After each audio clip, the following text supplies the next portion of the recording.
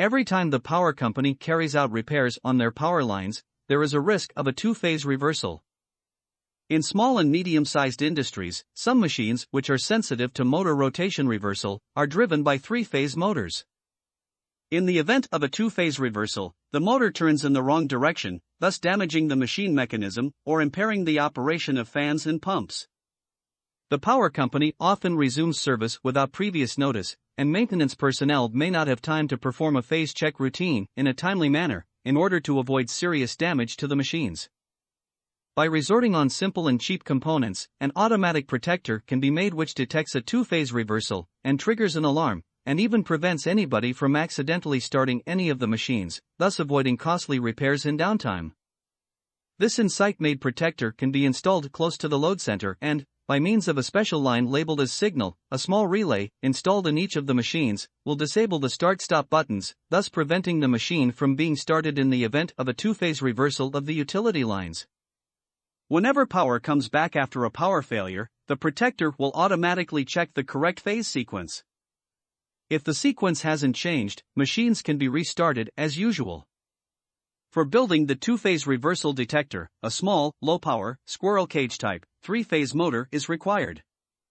Also, an equally small 12-volt DC, light-duty, brush-type, permanent magnet motor, containing no electronic circuitry, can be used as a DC generator.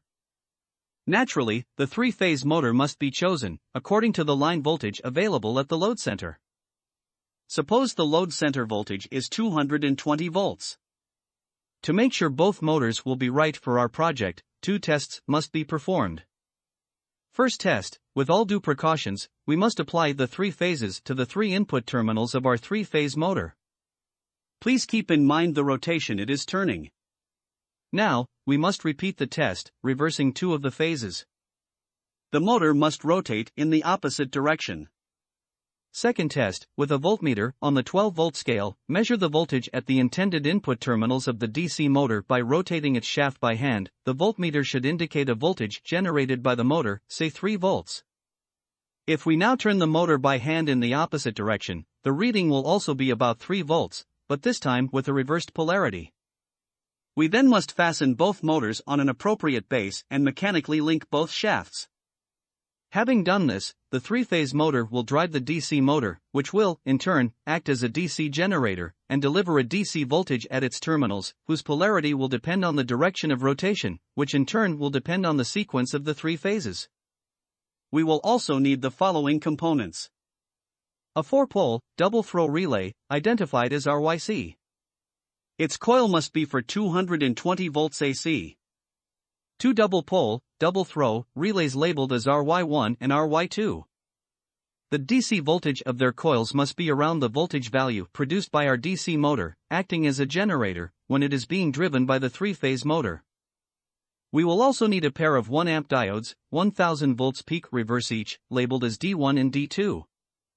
A time delay relay, adjustable to a maximum timeout of about 2 minutes, with a 110 volts AC coil, labeled as RYT. A 110-volt horn or bell, which will be our audible alarm signal. A normal red 110-volt AC light bulb, which will be our visible alarm signal. A toggle switch for turning off the horn alarm. A properly sized metal box, with some holes for proper ventilation. A double-pole, double-throw relay for mounting inside each of the machines, whose 110-volt coil will be powered by the signal line, with return to the neutral wire of the machine on which it is installed. This relay will enable the start-stop controls, only when three-phase power sequence is appropriate. The way this small gadget works is as follows. Under normal operating conditions of the utility power, the RYC relay will be latched all the time through its auxiliary pair of contacts, thus keeping all normally closed power contacts disconnected, to prevent the small three-phase motor from running at all times. Thus, the DC motor will not deliver any voltage on its terminals. Remember, it's now working as a generator rather than a motor. Upon a power failure, the RYC relay will go off, which will bind its normally closed contacts together. This is important when utility AC power comes back. If, during the blackout, a two-phase reversal occurs, whenever AC power comes back, the RYC relay will not latch by itself, so the three-phase motor will start to rotate the wrong way, the direct current motor will deliver the wrong polarity, the diode D1 will conduct, thus activating the RY1 relay, and the normally open contacts of one of its poles will activate both alarms. In addition to this, the normally closed contacts of another of its poles will come apart, disconnecting phase L1 from the 110-volt signal line. With this, in addition to the alarms, the main motors in each of the machines cannot be started.